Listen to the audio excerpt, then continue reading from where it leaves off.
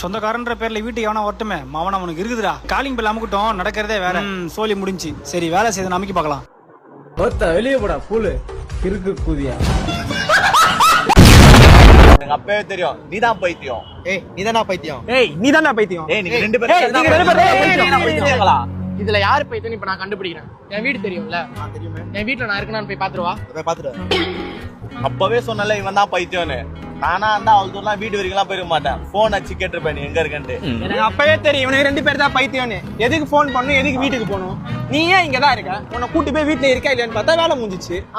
Correct. போய் பாத்து வரலாம். ஐயோ இங்க பாருங்க சார், ஒரே பைத்தியங்களா இருக்கு சார். தொப்பை உள்ள ஒவ்வொரு கணவனுக்கு பின்னாலும் சமைக்க தெரிந்த ஒரு மனைவி இருக்கிறாள். எதுக்கு கொலஸ்ட்ரால் ஏற்றிவிட்டு புருஷனை போட்டு தள்ளிருக்கேன்.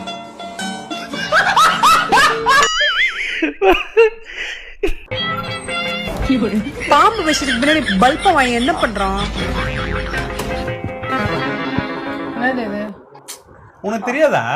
இப்ப இதான் ட்ரெண்டிங். ஒய்ஃப் வெளில இருந்து வருவா, ஹஸ்பண்ட் பெட்ஷீட் வச்சு இப்படி இப்படி மறைச்சுனே போவா, பின்னாடி ஒரு பொண்ணு ஓடிடும் வெளியில. அந்த மாதிரி உன்னை பிராங்க் பண்ணலாம்னு நினைச்சேன். நீ பொண்ணு தேடவே இல்ல.